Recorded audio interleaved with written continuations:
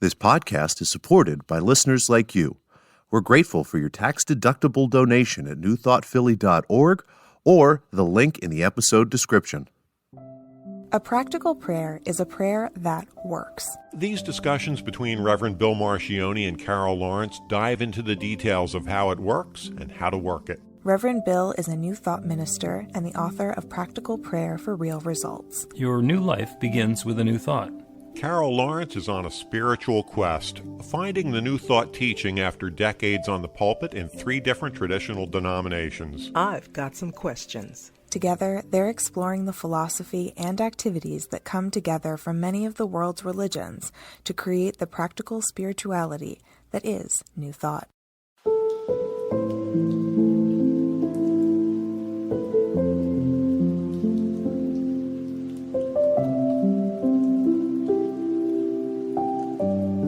Welcome to the Practical Prayer Podcast. I'm Carol, here with Reverend Dr. Bill Marcioni, and I'm all wrapped up in the thought of what's going on, the conversation. So You're already excited. Yeah. Okay. So spill.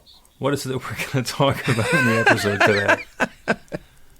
Okay, so it's manifestation, and I want to, tie it to the prayer so it can, the book can live for us.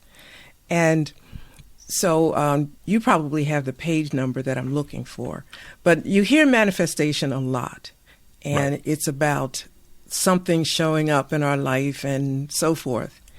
And you gave me a line several episodes ago about how, God is the manifestation.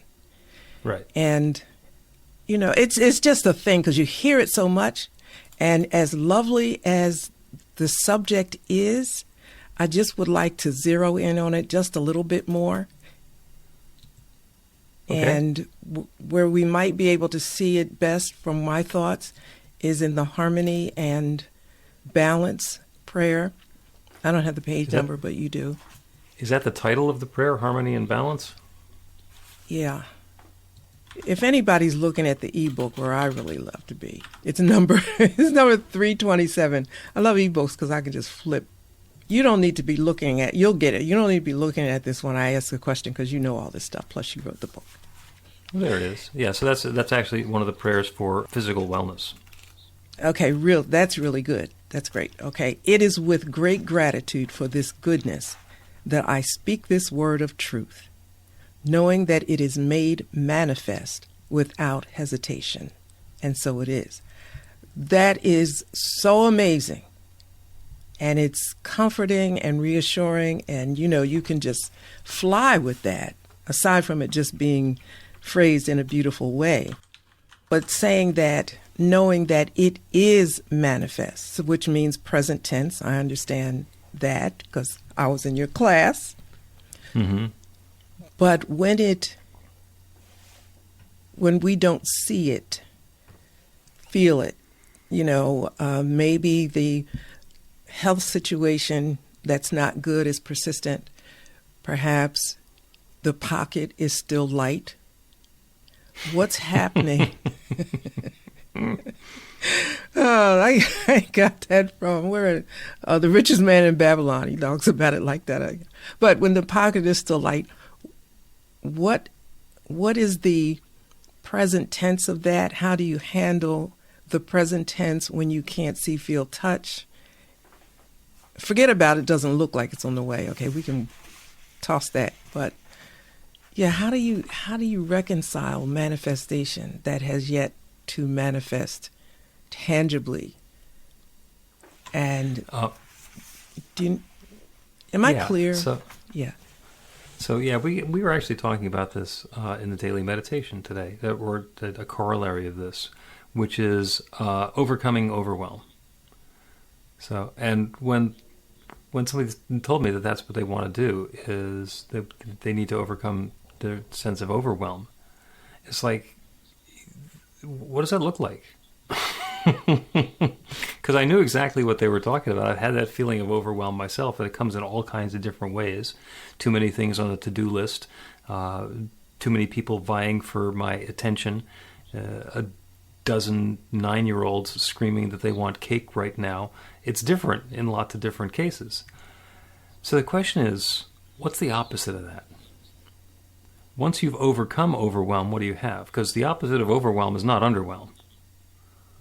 The opposite of overwhelm is a different feeling than being overwhelmed, and it's specific to the feeling of overwhelm that we have. So, in the same way that when we are having an experience that we don't like and we want to manifest an experience that we do like, we need to put some words on it. We need to put a definition or an understanding on what it is that we do want. And that goes back to one of our favorite topics, which is the pivot. To turn away from the shadows and the uncertainty and lack of clarity and misguided wandering around to the guidance and the sure knowing that we're taking our next perfect step. So that's the process. Does that make sense? Or did that answer the question? No. Okay, good. No. Good. That gives us some more. That gives us the rest of the episode to narrow it down. Yeah. So I'm going to take it to, where it's real simple. Most of us want it to happen. The manifestation is the actual happening, the thing that we see. This is it. You want X number of dollars. You want this job. You want, whatever. Mm-hmm. So how do you feel that the manifestation is in present tense when in fact it isn't? And to be more specific, and I said it earlier, you are believing for, and you've used the words that I used in this lovely closing of the prayer. It is with great gratitude for this goodness that I speak this word of truth, knowing that it is made manifest without hesitation. Yet my pockets are still light. I'm still broke. Okay. And so let us back up a little bit, because the part that you're reading is actually from the last step in the prayer. It is the release step. Mm-hmm. So, and that is after we have gone through the entire process of identifying the infinite creative power that creates everything, and that we are part of that one power, and then claiming the good that we are inviting in, dealing with whatever sludge gets stirred up by us trying to believe something that hasn't been happening up until now, and then getting to the point where we believe that good is underway, so that you can say, it is with gratitude for this goodness that I speak this word of truth, knowing that it's made manifest without hesitation. And so it is. So let me read the rest of the prayer, and then we'll get back to that part and how it's okay to end that way, as long as you get the middle in there. So again, this is a prayer for harmony and balance. It's a prayer for physical wellness. So the unification, where it's talking about the infinite, starts off, there's only one power, one mind, one intelligence that created everything in the world around me. It began with nothing, in darkness and void, and brilliantly brought forth all of the rich ranges of form and forces that I experience. Because everything came from the one, all must be, by its nature, perfectly fit together in its place within the whole. This is the divine harmony and balance of all creation. So we're talking about spirit. We're talking about the infinite. This is like the one that creates everything, from darkness and void, sharing itself as everything. And it's saying everything is this one. Okay, and it all fits together in harmony and balance. I can go with that. And the prayer is about harmony and balance. So, can God do harmony and balance? Yes, indeed. Okay, on to step 2. This is the unification where we claim that good for ourselves as well. I am part of this creation, so I too must fit into it in perfect balance and harmony. Okay, so you see what I'm doing there is I'm putting myself on the coattails of the infinite. Mm-hmm. Okay, I'm not just claiming that I'm in perfect harmony and balance, because I started the prayer not believing it. But when I begin with, okay, so there's this infinite universe that all fits together in harmony and balance, and that's the creative force behind it. It's all one, and one can't be out of harmony. There can be an experience of it, but that's not the truth of it. So that's the infinite, and then I'm claiming that for me too, because if that's all there is in the universe, I got it. Poised with this information, I go into the realization or the affirmation, or the actual, what's currently become called the manifestation claim. Every cell in my body is in harmony within itself, with all of the surrounding cells and tissues and fluids and organs of my body, and with everything in my environment. This harmony and balance is the perfect health. This harmony and balance is the perfect health which is my birthright, the natural order intended for my experience. So what I'm doing in that step is I am claiming that this harmony and balance that exists everywhere and that's part of me too, that's what's showing up in my life. Even though before the prayer I wasn't feeling it. Is that making sense? Yeah. Okay. And then, because it's possible that feeling out of balance or not in harmony when I started the prayer, I will have a little bit of an objection come up in my subconscious going, you? I don't think so. It's to refute, to deny, to turn away from that. So if that but you're you're still sneezing. Yeah, but the pocket is still light or whatever. You get to refute it by saying anything that appears to obstruct or interfere with this perfect health and harmony is a temporary distraction and is not the truth. So basically, I am taking my spiritual 2x4 and I'm meeting my disbelief with it. No, you go away. And then I return to the affirmation. I allow my mind and body to return easily and immediately to harmony, health, and comfort. So again, I'm claiming my good. That's the reaffirmation or the re-realization. And then we do gratitude, because once I believe this, once I'm not getting a subconscious objection that this couldn't possibly be happening to me, I say I'm thankful for the divine goodness, grateful to live each moment in balance and harmony. So I'm letting it go in gratitude.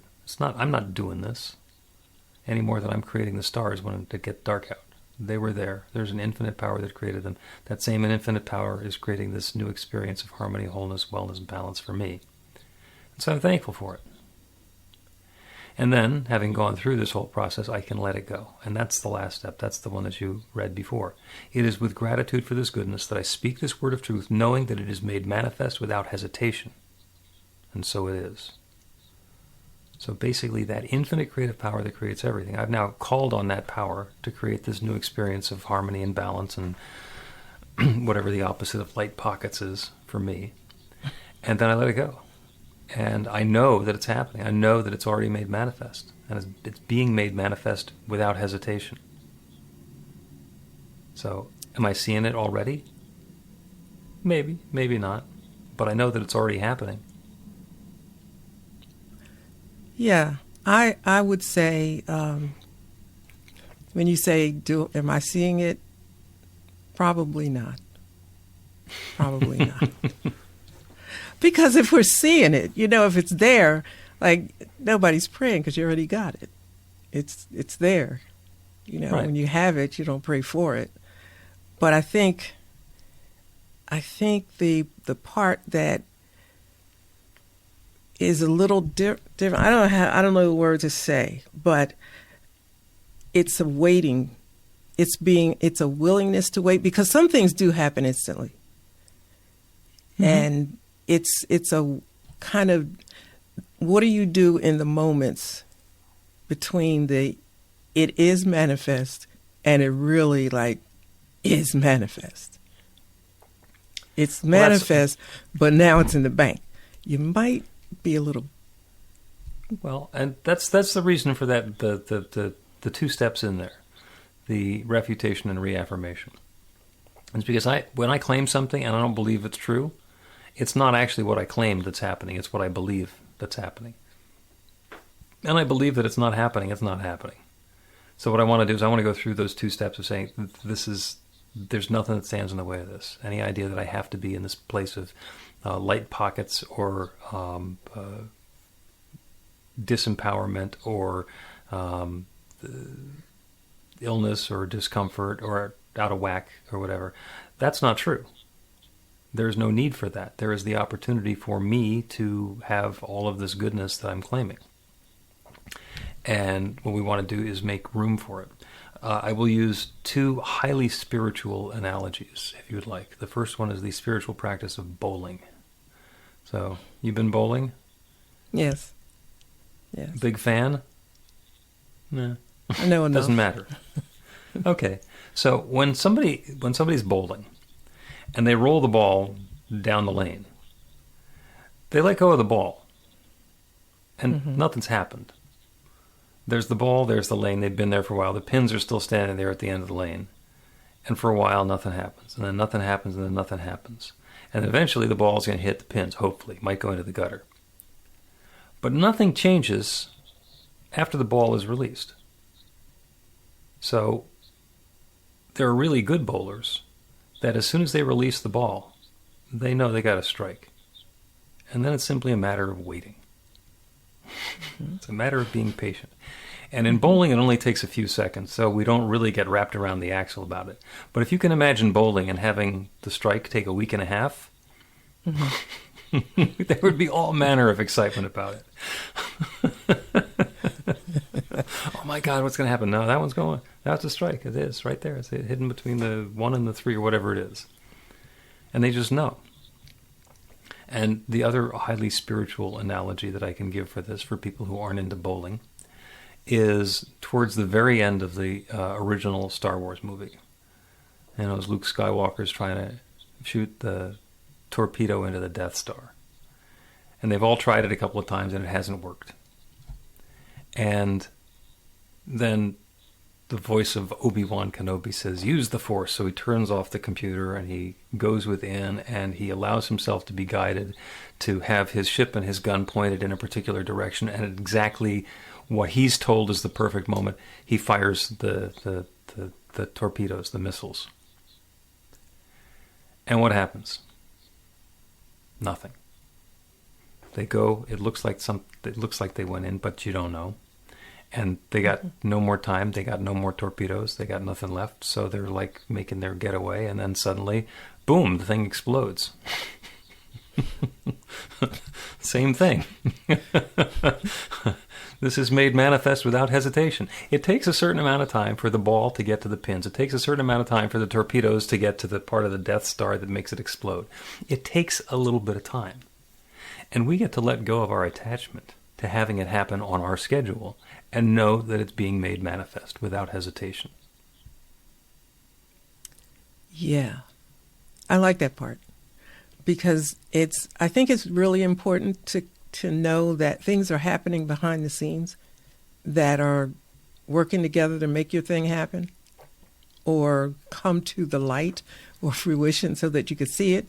I mean, yeah, people could say that we live in eternity and it's no such thing as time and the thing already happened.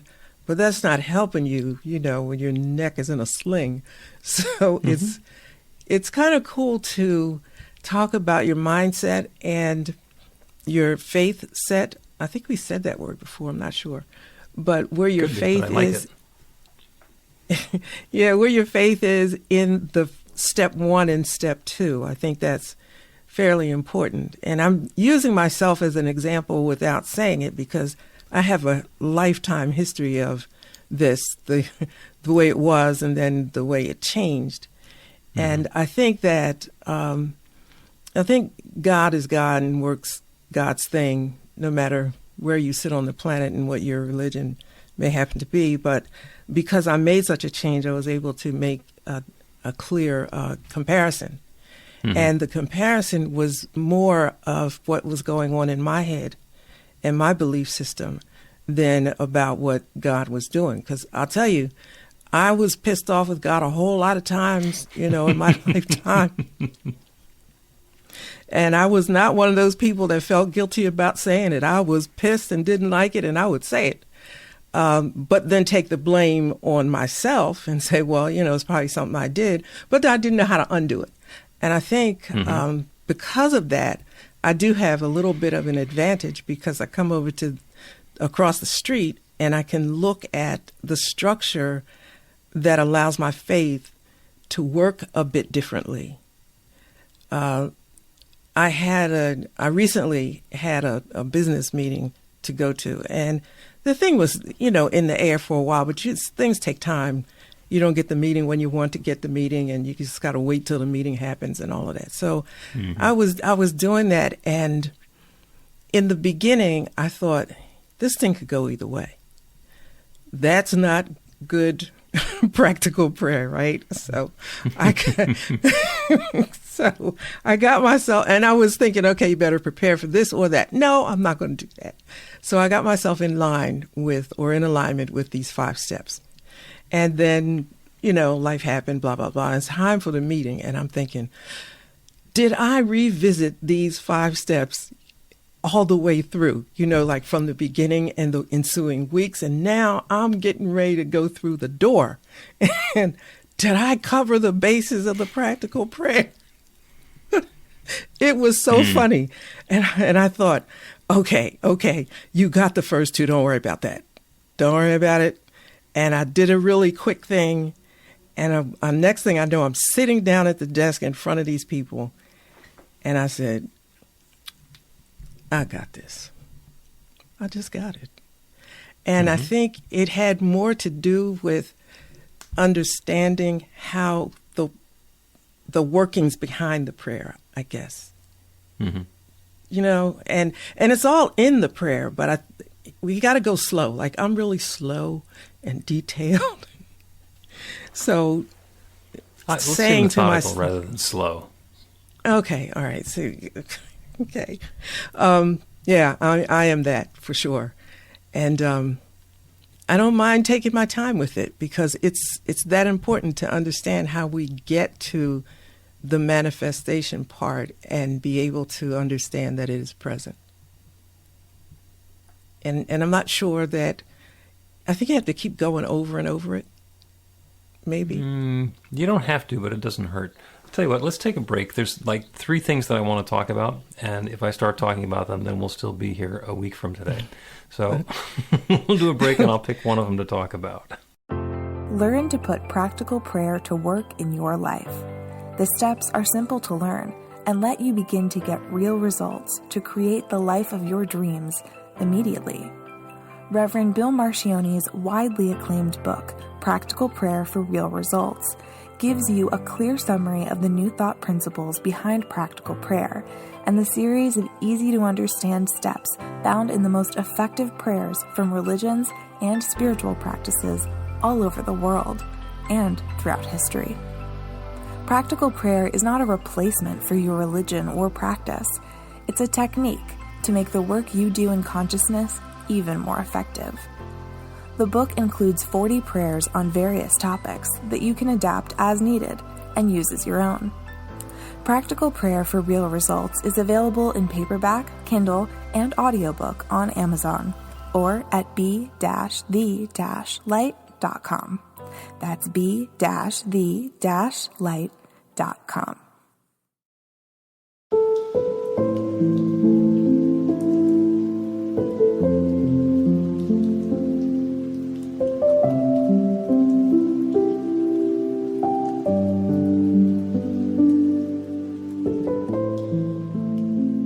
Welcome back to the Practical Prayer Podcast. I'm Carol, here with Reverend Dr. Bill Marcione. Conversation is amazing.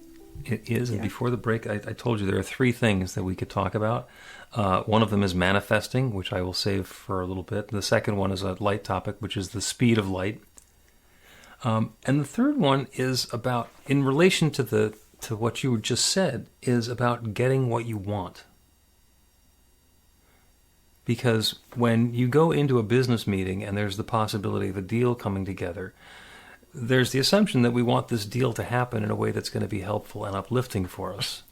And we don't want it to be a deal where we're going to be taken advantage of and we're going to wind up getting hemmed in by something and basically having a poor experience. So a lot of people would go into the business meeting and say, I want to get a deal. But how many, have you ever gotten a job where it turns out later, this is not a good job for me. This would have been a good job for somebody else to have instead of me. Well, and that's the difference. If we go into that meeting saying, I'm getting the job, or I'm getting the deal, or I'm getting whatever, then we're telling the universe that we're okay with whatever happens. And when we go into the same meeting saying, this meeting comes out perfectly, everybody gets exactly what it is they need, and there is complete clarity about how good this fit is. And if the fit sucks, everybody knows, and you walk away and everybody goes, phew. And we've been in those too. Excuse me. I'm sorry.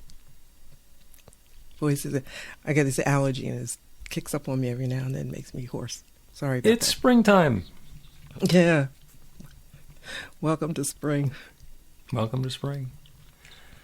Yeah, so that's in that case, we want to be careful about the prayer because when our ego gets in there and tells us this is what's going to make me happy, it's like, do we want the thing or do we want to be happy? Because if I make the assumption that this external thing is going to make me happy, then I'm putting all of my energy into that external thing rather than putting the focus on what I really want, which is to be happy. So, and it's a little bit of there's some nuance in there, but it's actually really important. And the second one that I wanted to go ahead. Go ahead. No, you go ahead. No, you talk because I was going to change the subject to the speed of light.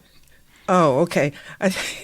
It's a bit of a guidebook, this prayer book, practical prayer book, because I'm thinking about the experience that I had, and this experience lasted over a period of months. I mean, I had to wait and do things and all that.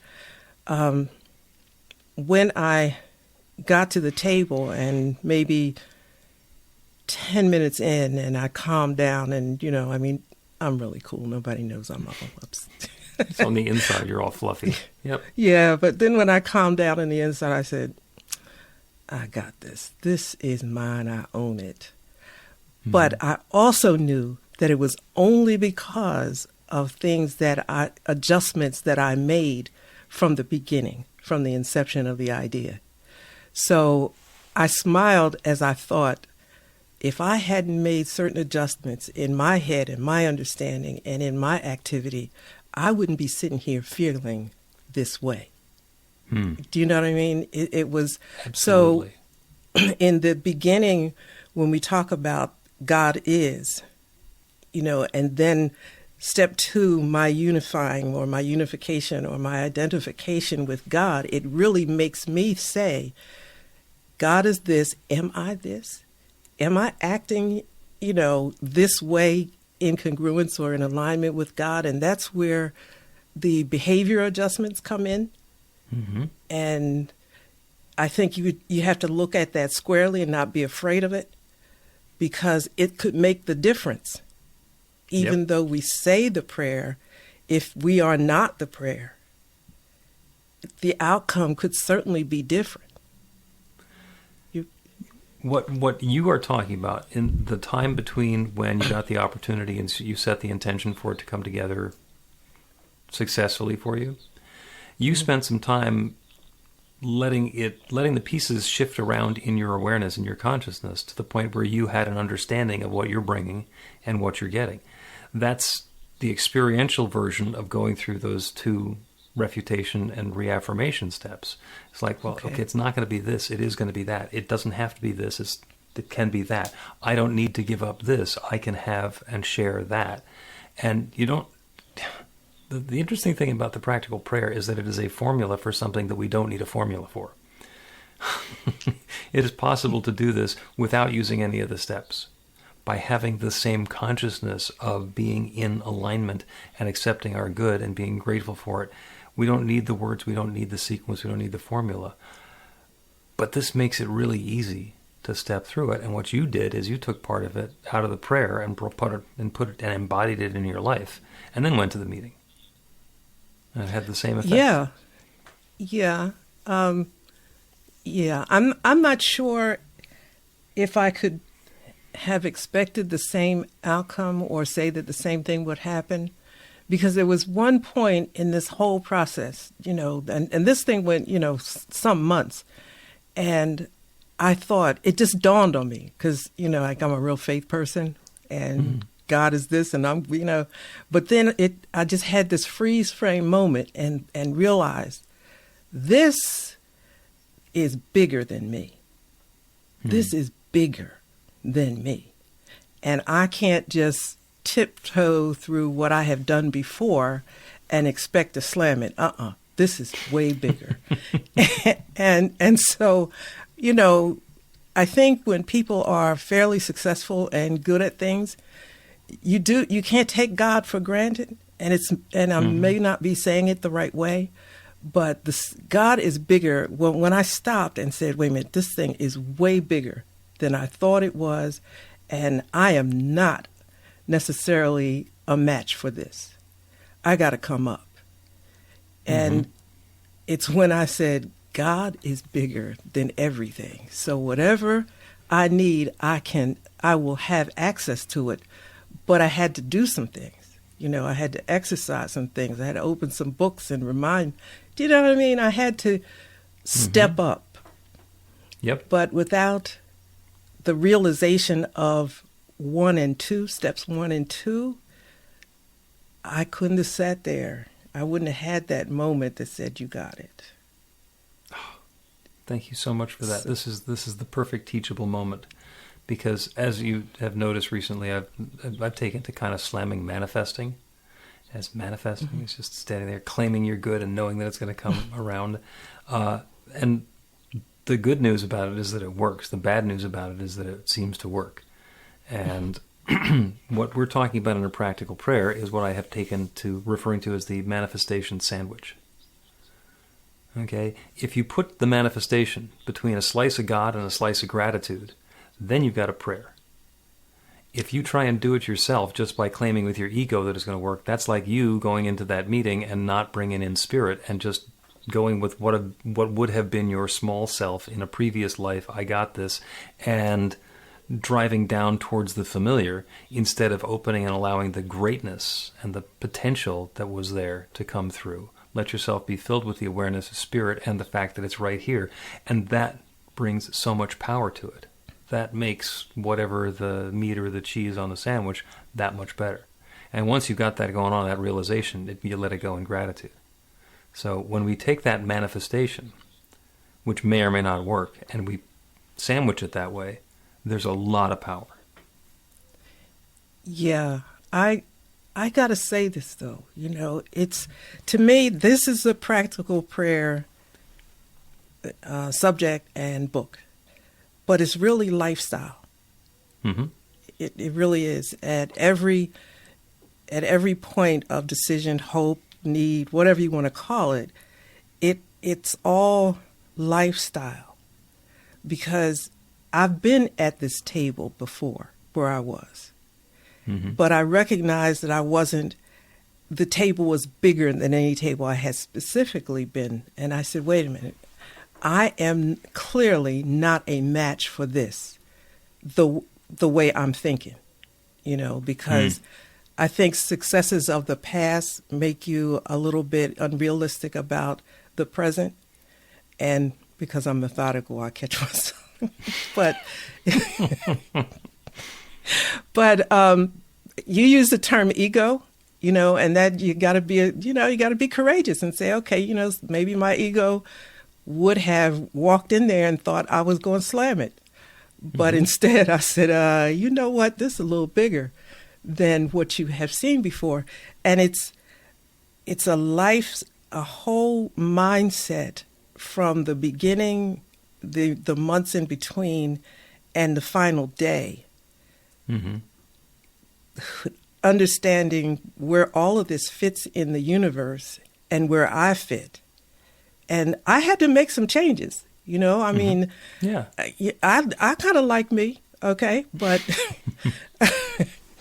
because me has pulled me through some things. However, I got enough sense to know that I'm not in this by myself. So I had to make some adjustments with me along the way. So the book, The Practical Prayer, is a guide of a lifestyle, so to speak, because you said that Jesus embodied this practical prayer. He didn't have to always say 1 and 2. He lived in 1 and 2. He knew that there was the Father was everything, and he knew that the Father was within.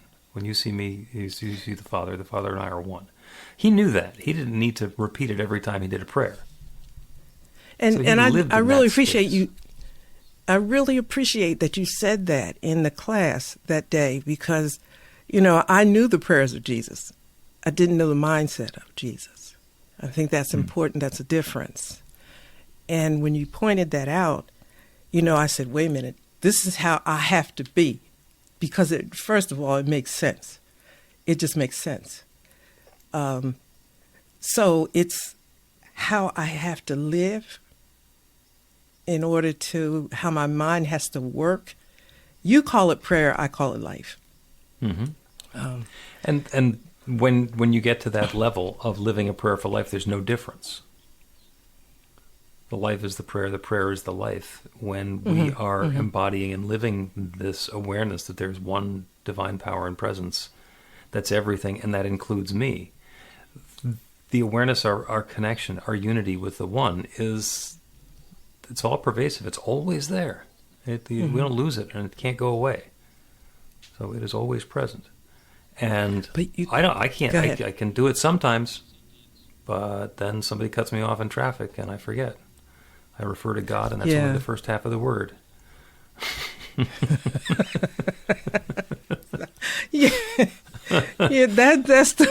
the word I was going to say. We forget. Absolutely.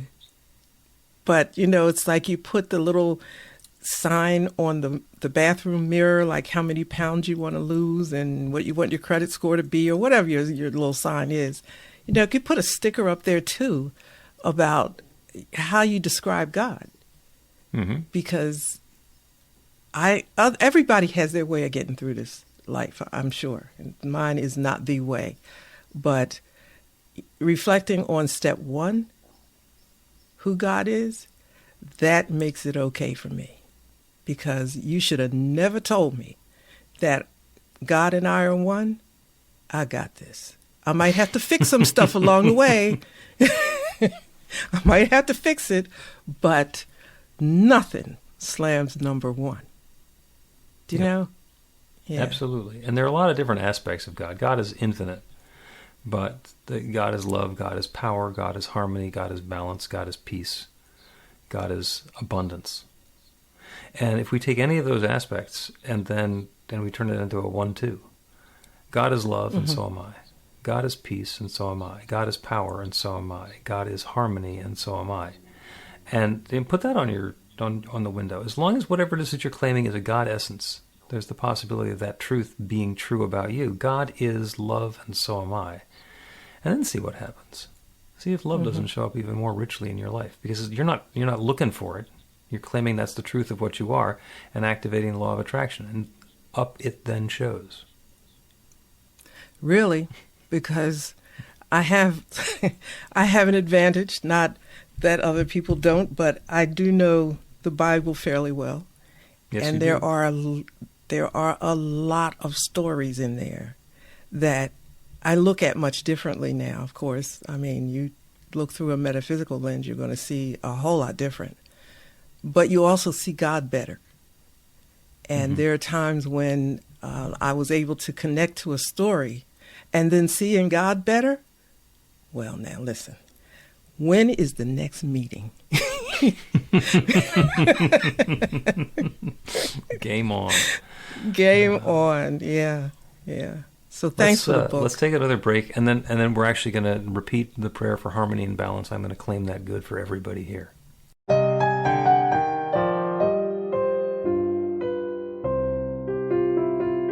It's Reverend Bill letting you know that the Practical Prayer for Real Results class is now available on demand. That's right, you can take it at your own pace, anytime you want.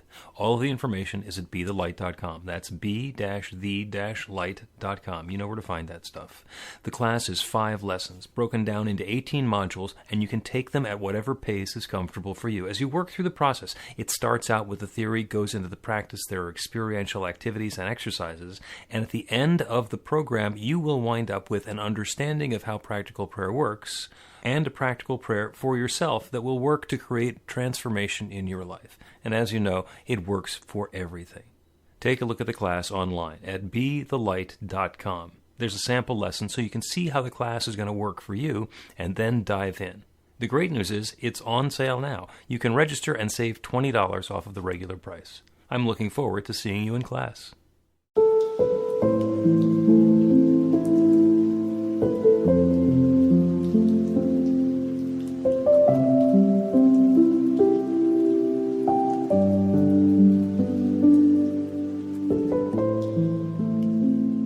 Welcome back to the Practical Prayer Podcast. I'm Carol, here with Reverend Dr. Bill Marcioni. Loving this conversation. We've been having a wonderful conversation about living on a prayer. Yeah. Which is kind of what we're doing. Yeah, and that's what we want to be able to do, is to live that experience instead of visiting it periodically, especially foxhole prayers where we only think about it when things are going bad. Yeah. Getting ourselves into the practice and the tendency of being aware of the infinite and how that divine power and presence abides within is huge. Yeah. Yeah, it is. It's huge. So I'm going to repeat the prayer for harmony and balance from page 16 of the Practical Prayer for Real Results book. And I'm going to speak it in the first person, and I'm going to do that on behalf of everybody who is listening to this prayer. And I invite you to take it for yourself also in the first person. That means wherever I say I mean I, and you take it for yourself to mean I. And that kind of amplifies and radiates and shares the power of it. So here we go. There is only one power, one mind, one intelligence that created everything in the world around me. It began with nothing, in darkness and void, and brilliantly brought forth all of the rich range of forms and forces that I experience. Because everything came from the One, all must by its nature fit perfectly in its place within the whole. This is the divine harmony and balance of all creation. I am part of this creation, so I too must fit into it in perfect balance and harmony. And the same is true for everyone within the sound of my voice. Every cell in my body is in harmony within itself, with all of the surrounding cells and tissues and fluids and organs of my body, and with everything in my environment. This harmony and balance is the perfect health, which is my birthright, the natural order intended for my experience. This is true of me now and of everyone listening to this prayer. Anything that appears to obstruct or interfere with this perfect health and harmony is a temporary distraction only, and is not the truth. I allow my mind and body to return easily and immediately to harmony, health, and comfort. I'm thankful for the divine goodness, grateful to live each moment in balance and harmony. It is with gratitude for this goodness that I speak this word of truth, knowing that it is made manifest without hesitation. And so it is.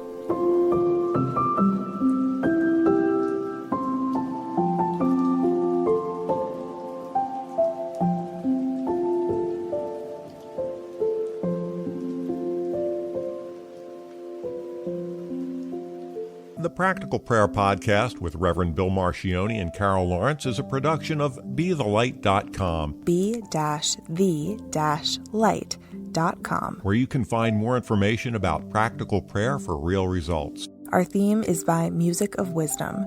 You can learn about the spiritual community of New Thought Philadelphia with daily guided meditations, Weekly celebrations of spirit, and Reverend Bill's classes in practical spirituality at newthoughtphilly.org.